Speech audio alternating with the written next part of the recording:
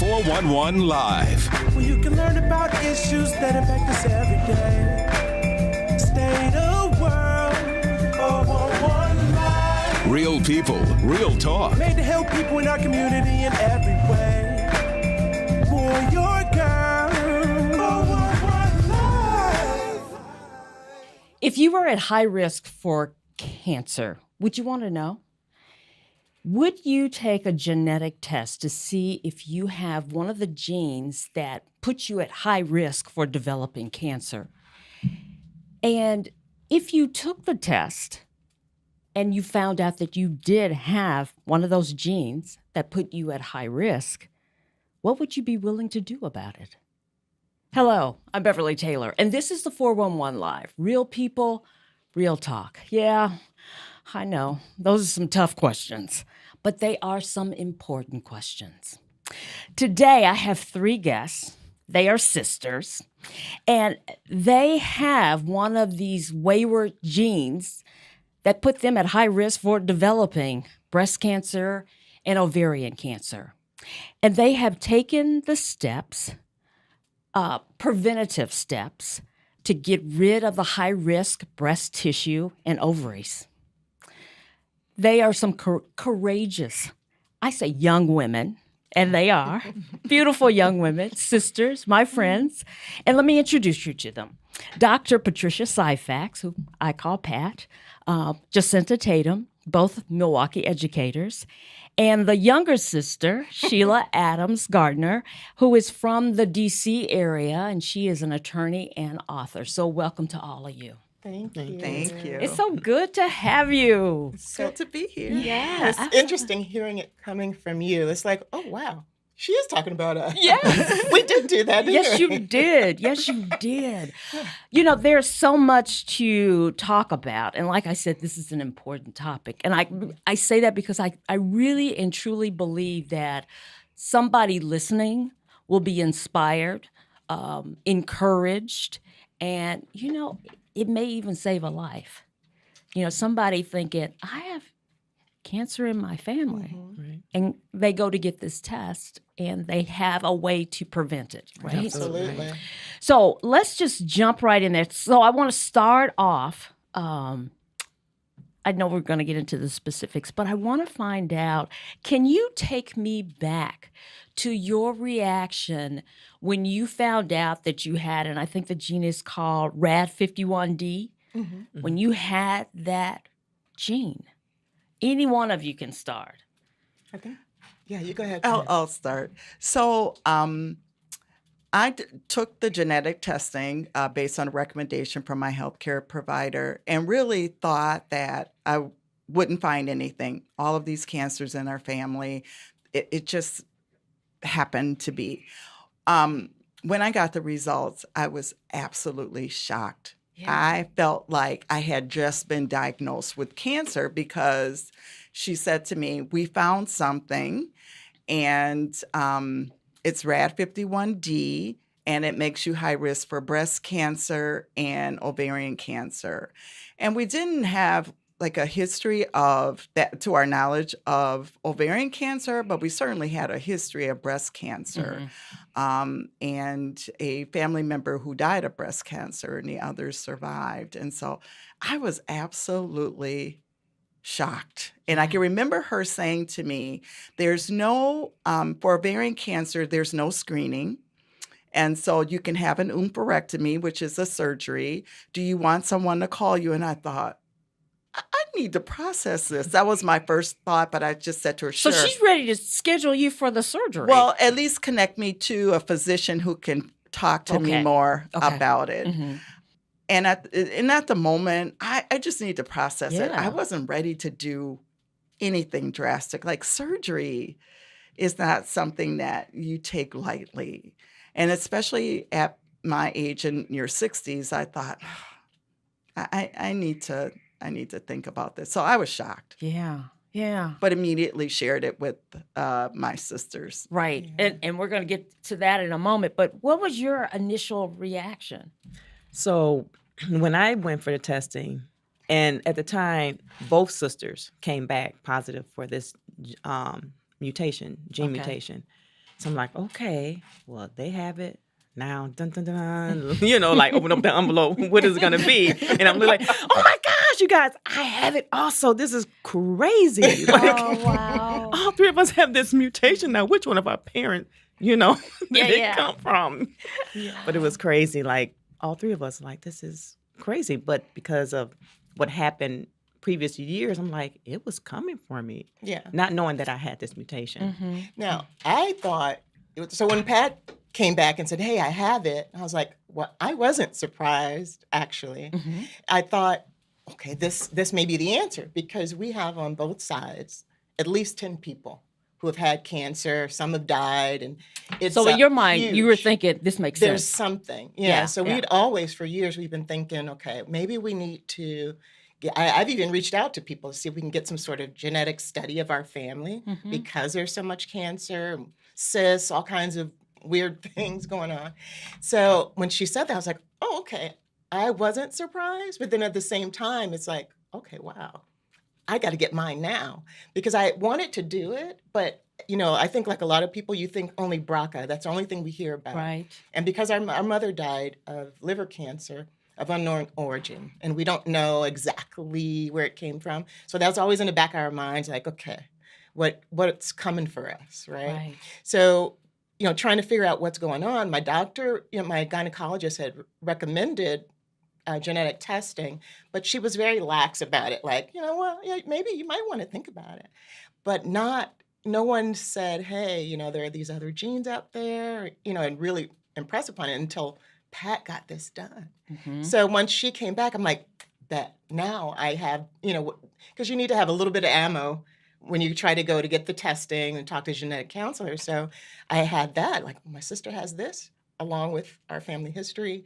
So I went ahead right away, like the next week, and got my testing done. And when mine came back, I thought it was going to be like, I don't think I got it. But then I saw I got it, like, oh my God. I got it. but I called my sister and it's like, okay, we got each other. Like, we're going to do this together. And that, it was still scary, but knowing it, because we've been through a lot together. Right. And so I'm like, okay, my big sisters, we're doing this together. We're going to support each other. And then my twin, well, we're not twins, but we call each other twin. And I was like, well, she got it. And if we got it, just get ready. And she, had already had a double mastectomy. Right. So 10 years prior. So I really even felt more support, knowing that, my sister's like forever, my whole life, been able to say, hey, get ready for this, get ready for that. Yeah. So I think it helped, honestly, that we all had it together. Yeah. Talking about, Jacinta, you having the double mastectomy like 10 years ago, right? 10 or 11 years ago. Yeah. Did that, going through that experience, knowing, okay, I've been through this, I made it through this, did that help? It did, because now it lets me know the decision was the right decision. Yeah. Back then? Or Well, up to now. Now, okay. The decision that was made was the correct decision, because I had this gene and it was coming for me. right. So I was already, the deal was sealed when I made the decision, but it even capitalized them even more, saying, oh, this was the right decision. It's like confirmation. Yeah. Because I remember talking to you after that double mastectomy, and I think they tested that tissue that they got out. And they saw something, right? Right. They saw precancer cells on those tissues. 2 of the tissues. And I want to say both breasts. And so they removed the milk ducts out of the breast with those tissues, precancer tissues. And so from the time that I had made the decision to have the double mastectomy, when they went in to remove the breast tissue, more milk ducts end up having changing cells with precancer cells in it that wasn't there prior when they removed the milk ducts the first time. So it was forming and doing its thing. Yes. In a short 3 amount of years time. before that, I had cysts in my milk ducts, but those were fine. Like I want to say 2007.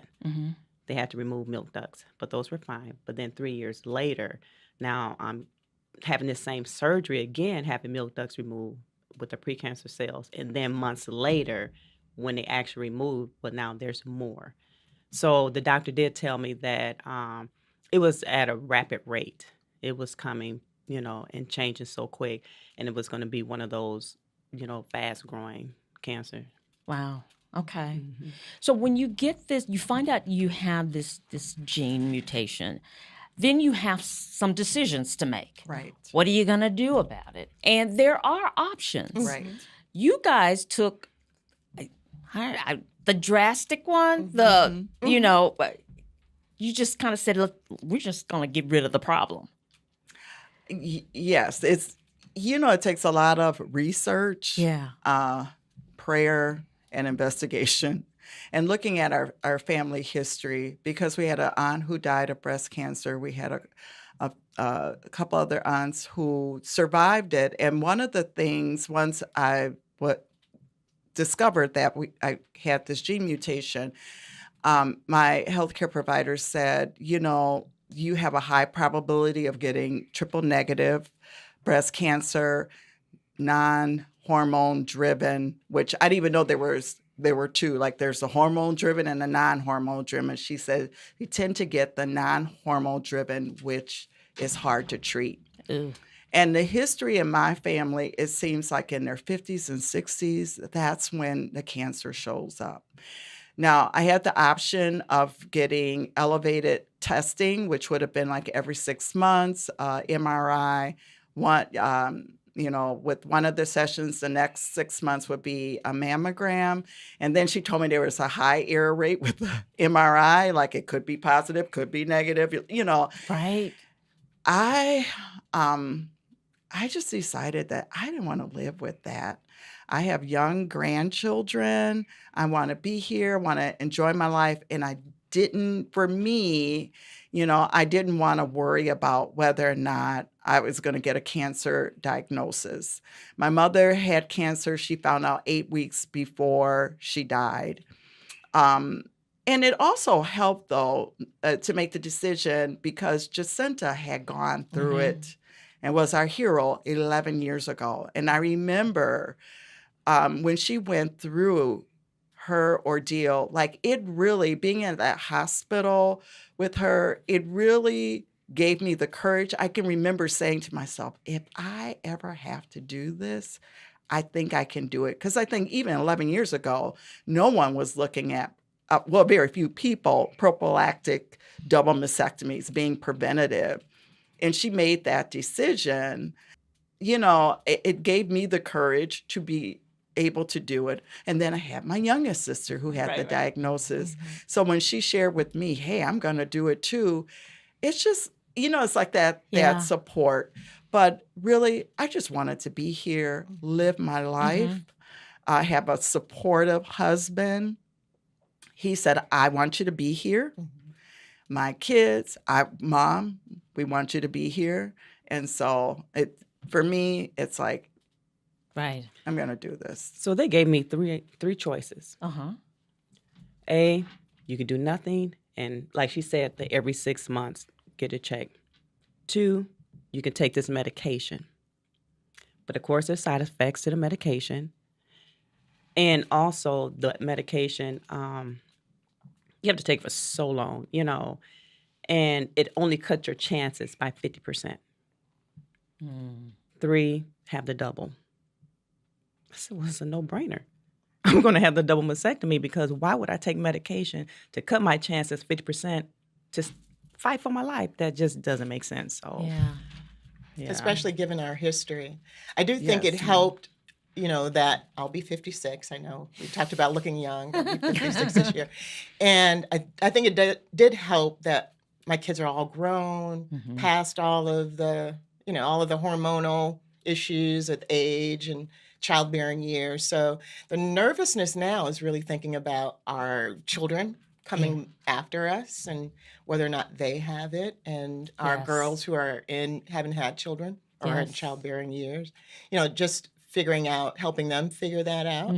But I think it was easier for us because that wasn't an issue. I think Exactly. it'll be harder if we were younger. Yeah. Yeah. And Sheila, I remember you talking about because you guys are going through something dramatic. I mean, Right. double mastectomy and removing the ovaries. Yeah. And fallopian tubes. Yeah. And the fluid. Okay. Yeah. So I remember you saying something like you had to talk to yourself Oh, yeah. about So- your body.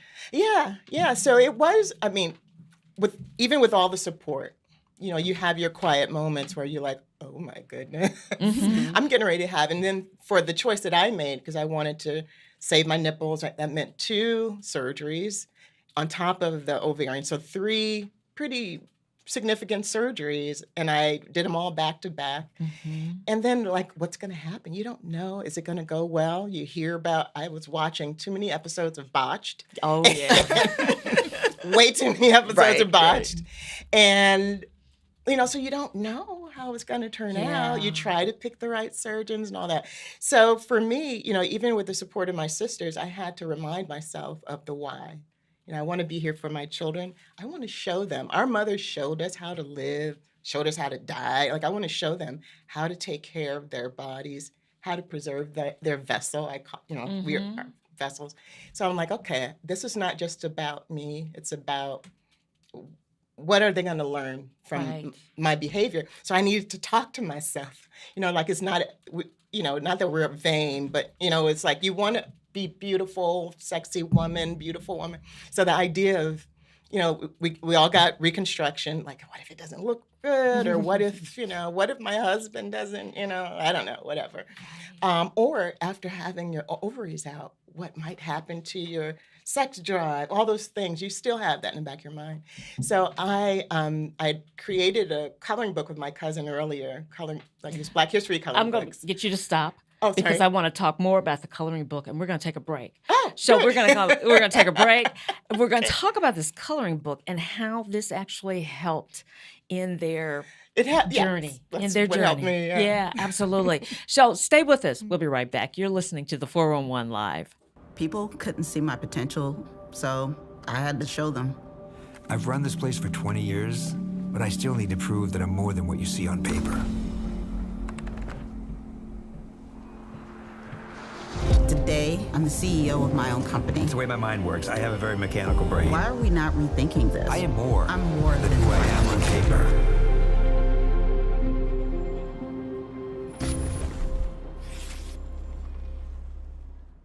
Welcome back to the 411 Live. I am here with 3 ladies, Patricia Cifax, Jacinta Tatum, and Sheila Adams Gardner. They took the step of having a preventative surgery, removing the breast tissue and the ovaries, because they found out that they have that gene mutation that puts them at high risk for developing cancer in these tissues.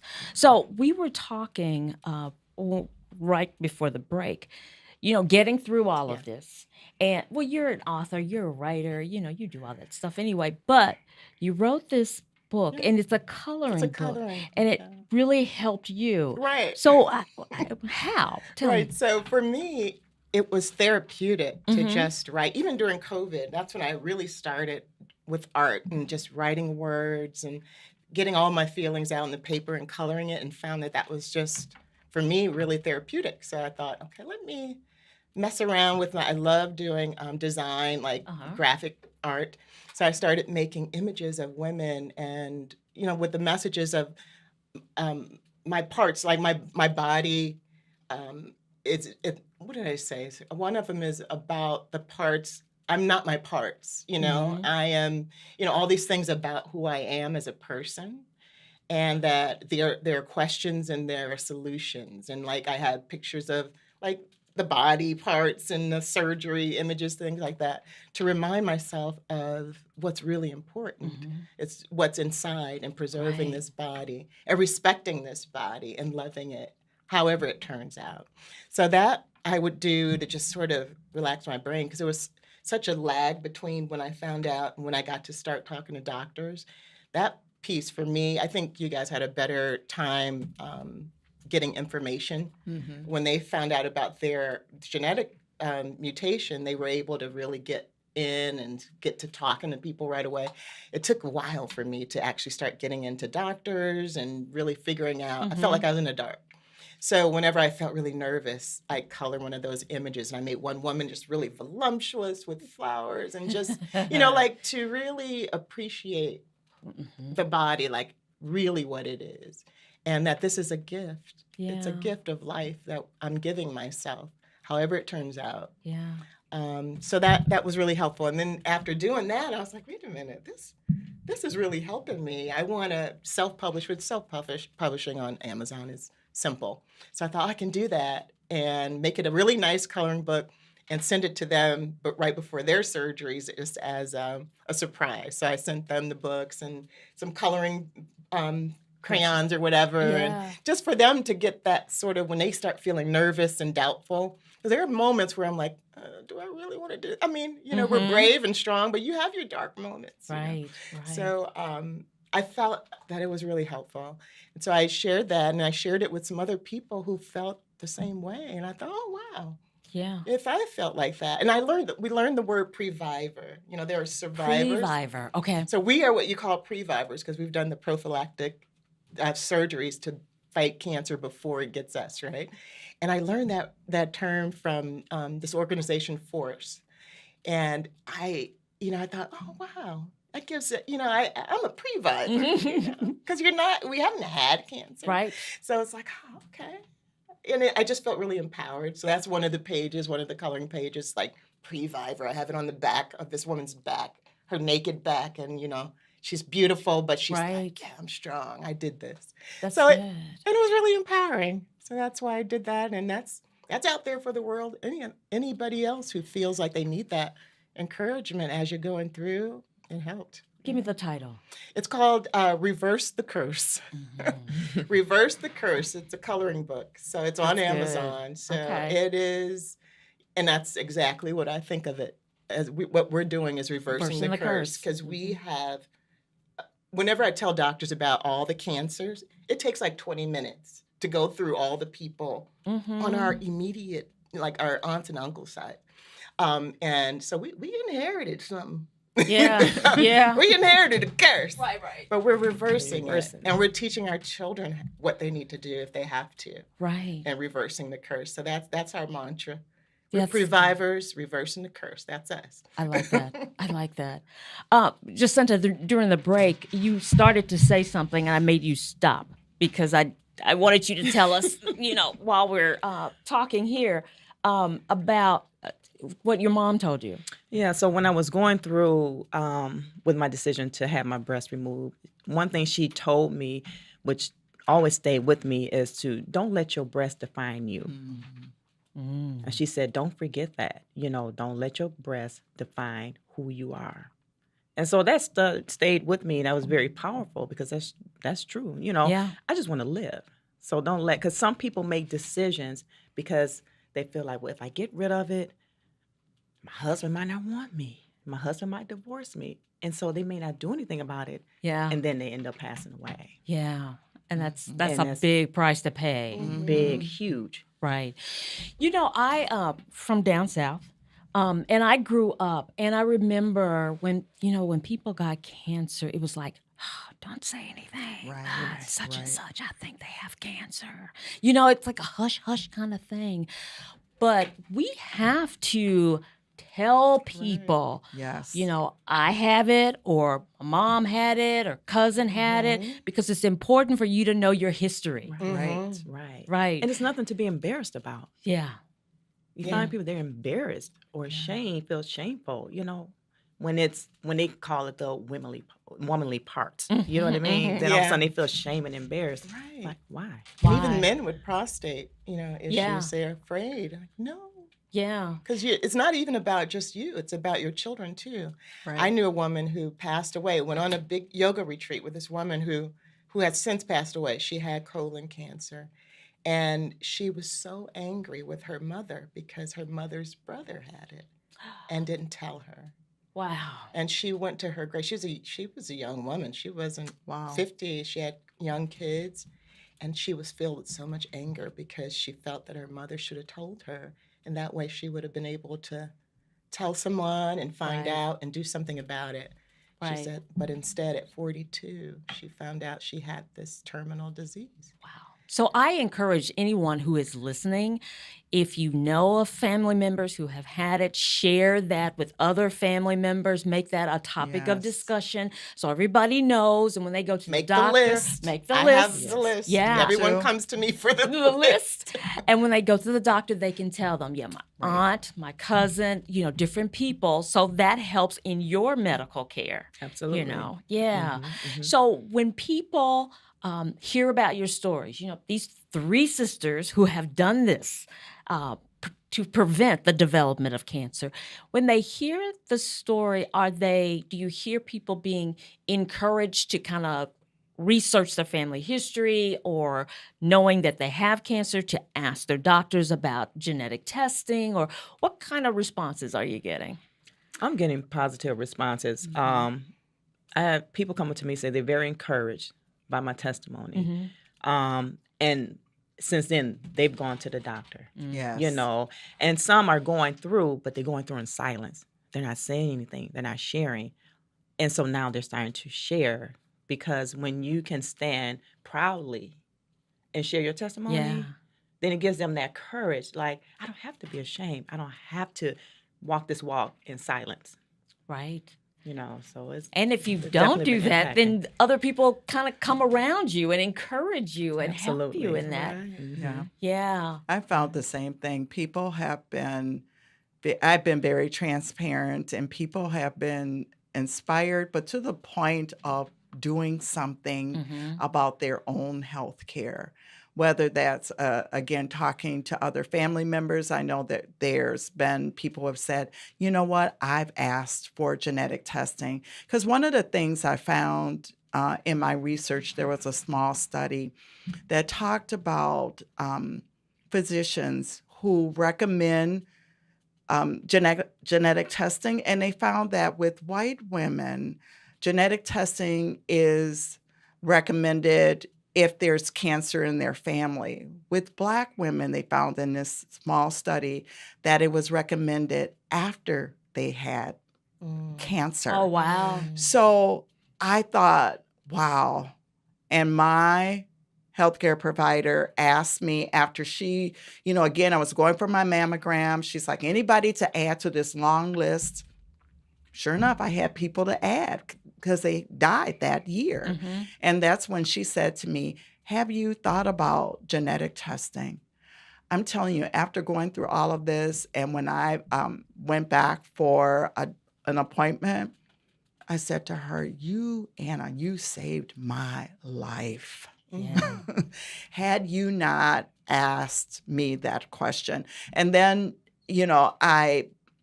even when they do a pre-screening, and so even during the pre-screening, it was because of one question that I answered incorrectly that made me eligible. And as I've mentioned just in our talking before, Beverly, is that once they removed the breast tissue, they found pre-cancer cells in both breasts. Wow. So I thought it was coming for me, as Jacinta puts it.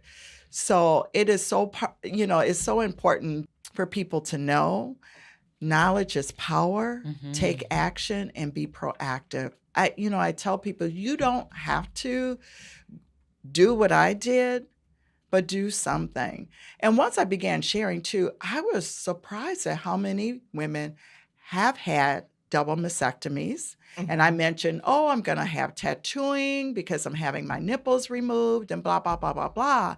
And they're like, can I talk to you about that? Literally at a women's gathering, we were gathered together, and there were a couple of people who came up to me, shared with me that they had a double mastectomy as well, and wanted to know, well, can you organize something so that we can get together and talk? I've been thinking about tattooing for years and never did it. I think it just made them feel like I'm not alone, And I'm a person that I'm not afraid to talk about it. I'm not afraid to share, because I think we're here to help one another. Right. Yeah.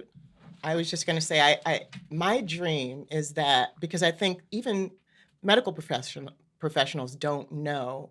My husband's a surgeon, and he is not versed in all this. And he went to his doctor because we wanted him to have his genetic testing. And his regular doctor's like, okay, how do we do that? Like, this is really not well known. And I am, like I said, I'm working with the organization FORCE, which stands for Facing Our Risk of Cancer Empowered. So they have a huge advocacy group that's been doing great work on on the Hill, and trying to get laws passed to make it more accessible, genetic testing more accessible for people and all kinds of things. So I've been working with them to see what I can do to help and support them. And my hope and dream is that genetic testing becomes part of like inoculations. Everybody gets asked the question, just like you get all your shots. That would be nice. What is all your, and then just get it's so simple. Mine was a spit cup, it's not like a huge thing. If everyone can do that, because you have people who are adopted, people who don't know their history, people who just don't have, like, we didn't have the correct things that we found out about our aunt, grandmother, great-grandmother, we just happened to find out because our aunt just happened to say something. We're like, wait, what? Yeah, that goes back to that share. And it's not that they were trying to Exactly. keep it quiet. It was just, it didn't come up. Yeah, because even 11 years ago, they sent me to genetic counseling. But they said I didn't qualify to do the testing to see if I had the BRCA gene because only one aunt died, because that's all the information. And when I called someone, I don't know, I'm not sure. They had cancer, but I'm not sure what it was, this, that, and the other. And so they didn't do the genetic testing because they said I didn't qualify because there was only one death. I figured one death ought to be enough. But they said, but it could have been environmental, it's, this, that, and the other. And okay. Ladies, we're out of time. wow. I told you it was going to go fast. You were right. Listen, thank you for so much for sharing all of this. I hope that it encourages someone, especially that person who kind of sort of thinks maybe, but they're afraid. Mm-hmm. Knowledge is power. Yes. So my guest again, Dr. Patricia Cifax, Jacinta Tatum, and Sheila Adams Gardner, joining me with very important information. So I hope that you will take this, share this with your loved ones, because, hey, you may be saving a life too. Mm-hmm. So thank you again, ladies. Thank you. And thank you for joining us for another edition of the 411 Live, Real People, Real Talk.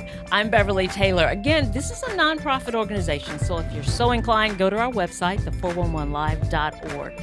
Until next time, this, again, is the 411 Live. God bless. If you would like to check out past episodes, there are many ways. Go to your favorite podcast platform. Follow us on Twitter and Instagram. Like and watch us on Facebook. Watch and subscribe to our YouTube channel. And if you have suggestions for future episodes, go to our website, the411live.org.